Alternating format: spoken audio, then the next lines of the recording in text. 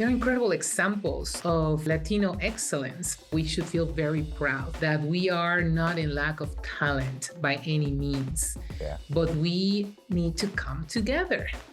Hello, everyone. This is Diana Luna from NALIP, and this is when Zay Zay Met, and today he met me.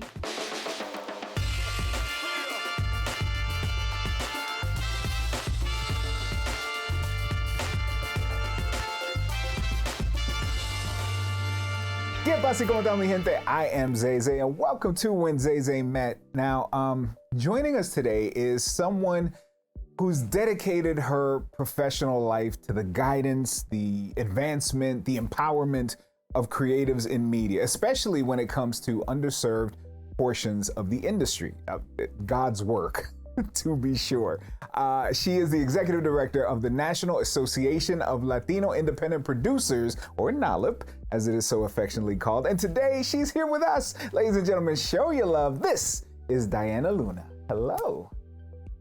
Thank you. Thank you. Happy to be here. Thank you. It's good to see you. Oh my goodness. Nice seeing you. You do amazing work. Like I said in the intro, you have dedicated your life to truly helping Latinos superar, right? In the media world. Where does that passion come from for you? Yes, my dad happened to be an artist and my mom a businesswoman. Okay. And they both were always like trying to figure out, my mom like always getting mad at my dad because he was just thinking about the craft, but not us making a living of it. Of course. And then I thought, well, and how important it was to express who you are through the arts and all media. So I think that's the most important piece as humans. What the characteristic that we have is that we are creative. Yeah. And that is so unique of humans and so important, because when we talk about who we are and happy access for people to understand who you are, that's what creates social justice. And that has always been that the most important thing that I have done throughout my career, not only with filmmakers, but with visual artists, performing artists. And how do you create those tools for this creative mind to professionalize their careers, to make sure that there is access and visibility to their work. So yeah, I mean, it is a totally great dream come true into serving such an incredible membership and the work that they do. That's great. How hard do you think it's been for you as obviously a leader in the industry, but also a Latina, to be able to balance your family responsibilities and your social responsibilities? Because, you know, as Latinos, we're all given our roles in the family and we're all given our roles in society, right? And you have reached very high levels and seemingly have been able to balance all of it. How have you been able to do that? I don't think that there is a balance. I believe in balance. I believe in passion.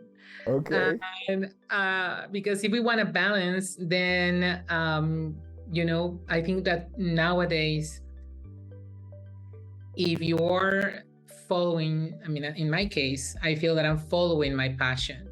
So therefore, the time that might be given is not necessarily measured by the hours, but measured by the satisfaction of it.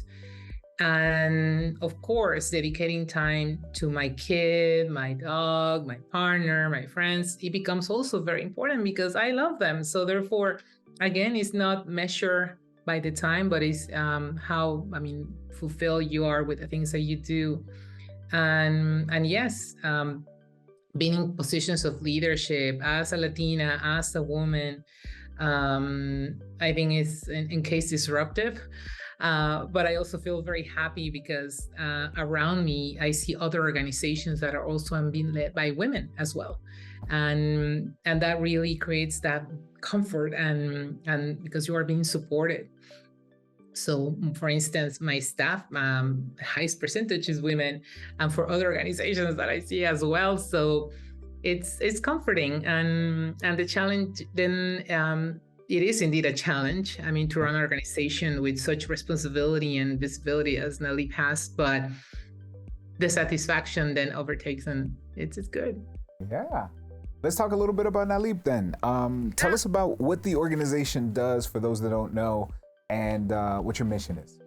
Yeah, well, NALIP, the main mission is to discover, inspire Latino content creators and promote and excel their diverse voices. So we don't only work with in front, but behind the camera, and making sure that there is accessibility, but mainly that we become that resource and that place to create community. That again is a very important aspect as we advance with our projects and we expand our visibility. I think here that sense of community and support becomes really, really important, mainly because of all the different challenges that we've been through in this industry. So, so that's pretty much NALIP. We're here to support. And you guys, you personally have. It seems as though this has kind of been your mission for so long. I mean, with and without NALIP, right?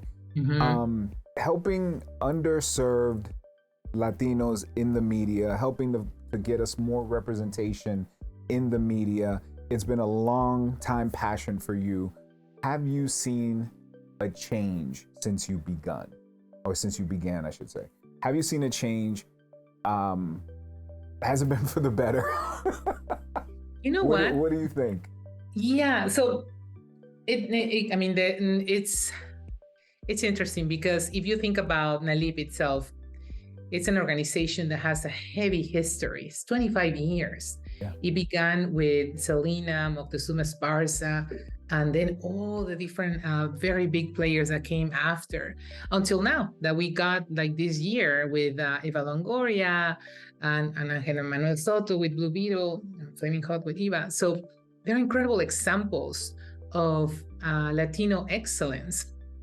And that right there, it's something that we should feel very proud, that we are not in lack of talent by any means, but we need to come together.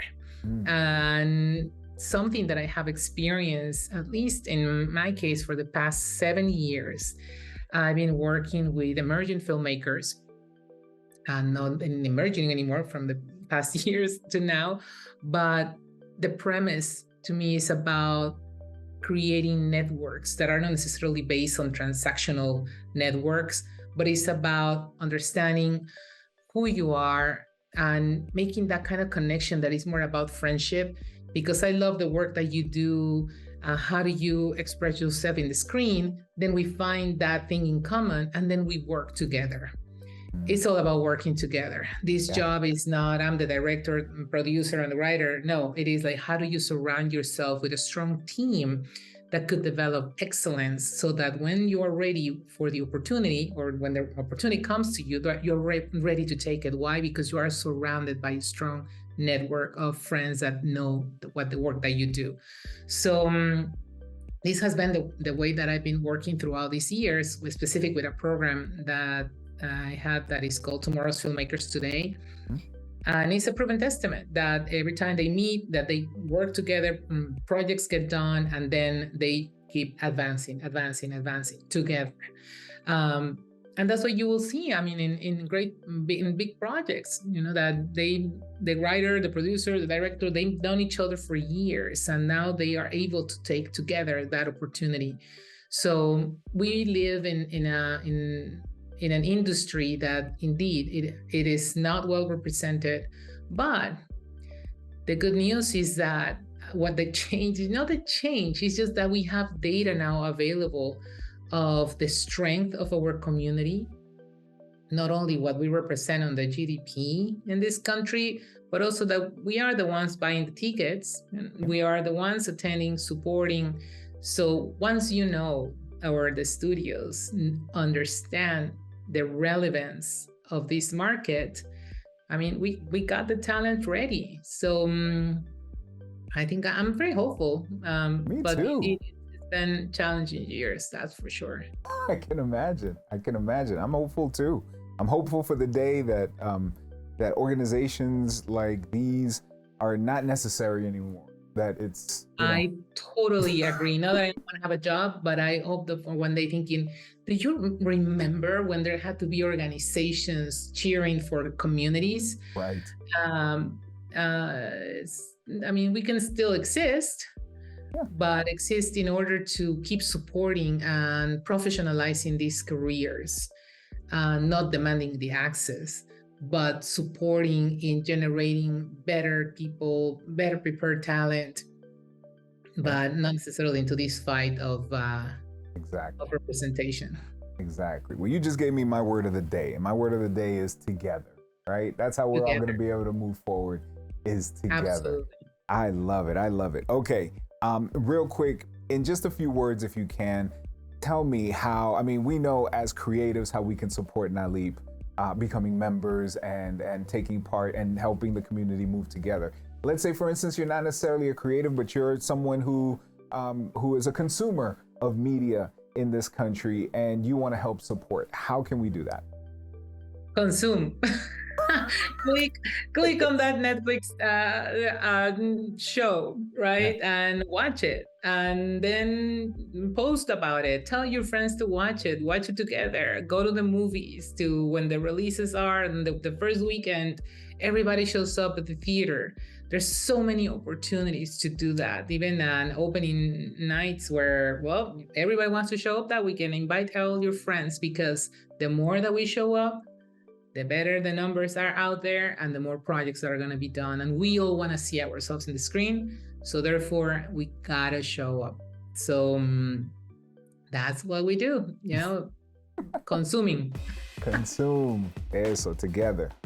Bueno, Awesome. Diana, se le agradece mucho. Thank you so much for being with us today. I appreciate the conversation, and I appreciate all you do. Continued success. Continued success. Thank you so much. Muchas gracias. Thank you all so much for watching When Zay Zay Met. Don't forget to like the video, subscribe to the channel, and hit the bell to be notified when we upload more conversations with celebrities and other interesting people. Now, if you'd like to see your favorite celebrity on the show, it's simple. Just tell us who that is by leaving us a comment down below. We hope you enjoyed today's episode, and we'll see you on the next one. Hasta la próxima. Lo quiero del corazón.